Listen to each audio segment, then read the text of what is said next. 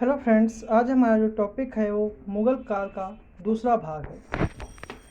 पहला पॉइंट हमारा है कि जहांगीर ने गद्दी पर बैठते ही आगरे के किले की शाहबुर्जी और यमुना के किनारे खड़े पत्थर के बीच न्याय की प्रसिद्ध दीवार जंजीर लगवाई, जिसमें 60 घंटियाँ लगवाईं और 12 घोषणाएँ लिखवाई।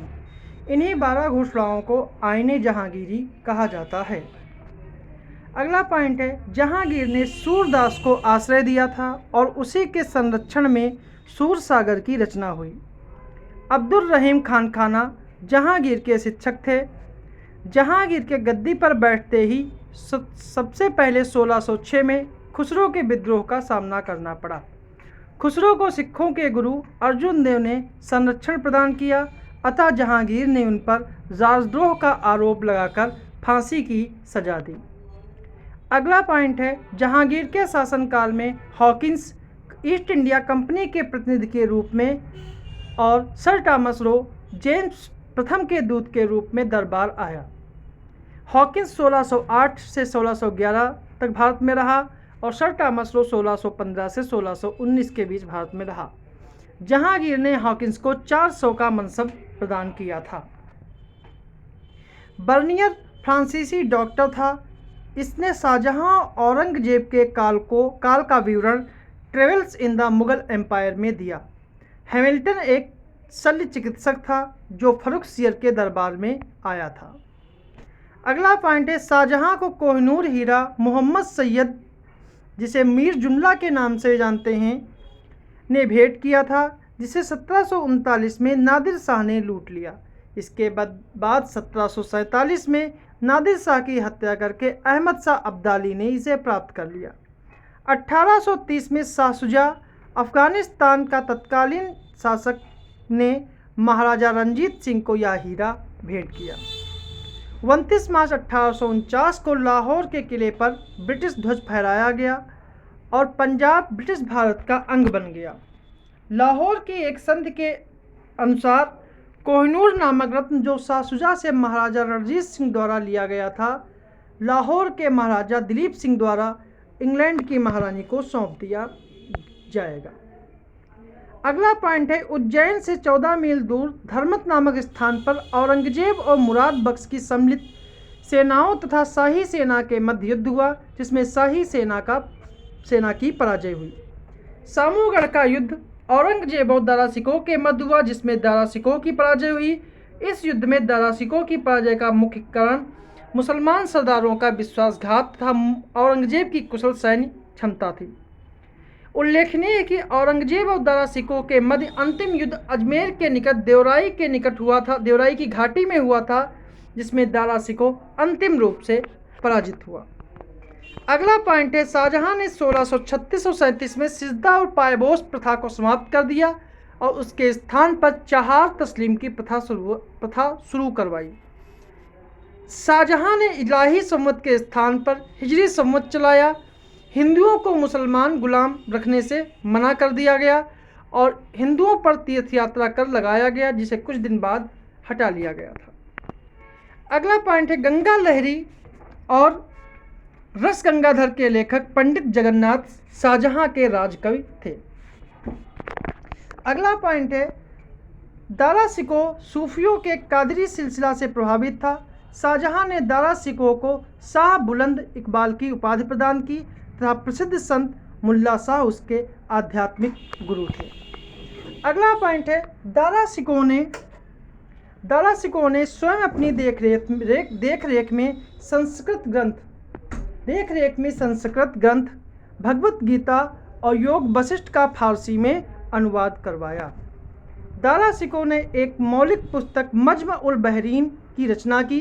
दारा शिकोह ने स्वयं तथा काशी के कुछ संस्कृत विद्वानों की सहायता से उपनिषदों का सिर-ए-अकबर के नाम से फारसी में अनुवाद कराया। अगला पॉइंट है कि राहदारी किसे कहते हैं। राहदारी जो था वो मुगल काल में आंतरिक पारगमन शुल्क था। पानदारी व्यापारिक चुंगी थी। अबवाब एक स्थानीय कर था। अगला पॉइंट है, औरंगजेब ने जय सिंह को शिवाजी से विरुद्ध युद्ध के लिए भेजा। जय सिंह विजयी हुआ और उसने शिवाजी से पुरंदर की संधि की। अगला पॉइंट है, पुरंदर की संधि के परिणाम स्वरूप शिवाजी को अपने 23 किले मुगलों को सौंपने पड़े तथा बीजापुर के खिलाफ सहायता का भी वचन देना पड़ा। इन संधि की शर्तों के तहत संभाजी को मुगल दरबार में 5000 का मनसब देना, उचित जागीर देना तथा शिवाजी का मुगल दरबार में उपस्थित होना शामिल था। अगला पॉइंट है, औरंगजेब कट्टर सुन्नी मुसलमान था, अतः उसने कुरान को अपने शासन का आधार बनाया। औरंगजेब का मुख्य लक्ष्य भारत को दार उल हर्ब यानी काफिरों के देश के स्थान पर दारुल इस्लाम बनाना था। औरंगजेब ने 1663 में सती प्रथा पर प्रतिबंध लगा दिया तथा हिंदुओं पर तीर्थ यात्रा कर लगाया। अकबर ने भी सती प्रथा बंद करवाने के प्रयास किए थे, लेकिन औरंगजेब ने इस पर पूर्णतया प्रतिबंध लगा दिया। अगला प्रश्न है, औरंगजेब ने अपने सिक्कों पर कलमा खुदवाना, पारसी नवरोज का आयोजन, सार्वजनिक संगीत समारोह, शराब पीना और जुए खेलने पर प्रतिबंध लगा दिया।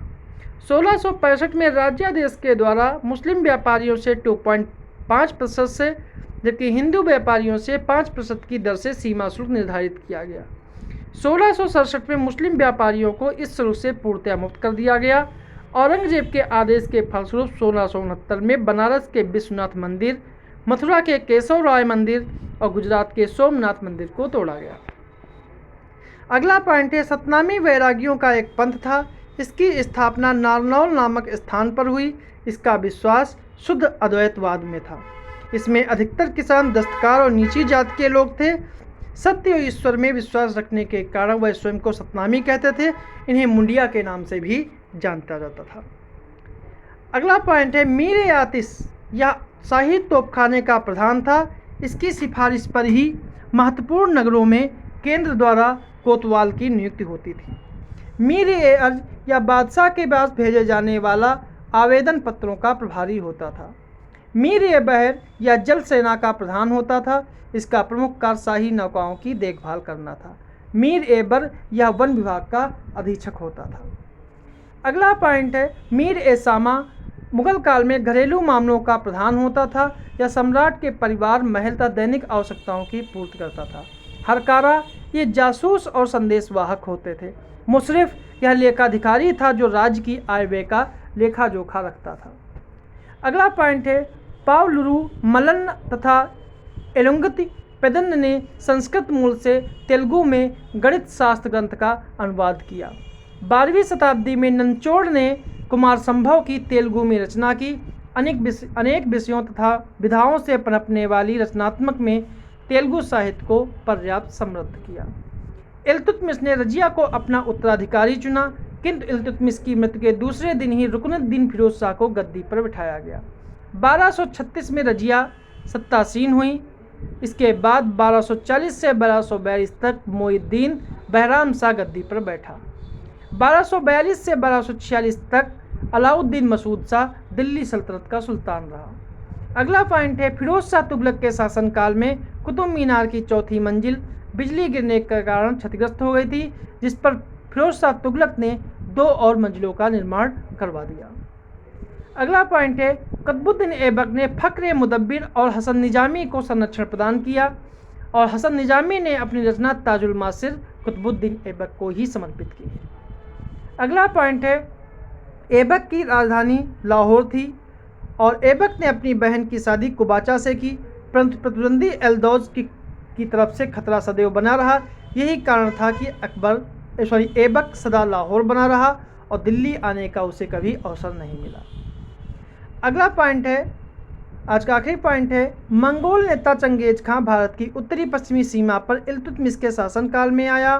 ख्वारिज़्म शाह का पुत्र जलालुद्दीन मागाबरनी ने इल्तुतमिश से चंगेज खां के विरुद्ध सहायता मांगी, जिसे इल्तुतमिश ने अस्वीकार कर दिया। 1224 में मांगबरनी वापस लौट गया, जिससे मंगोल आक्रमण से दिल्ली साम्राज्य को कोई क्षति नहीं पहुंची। ये थे हमारे आज के 25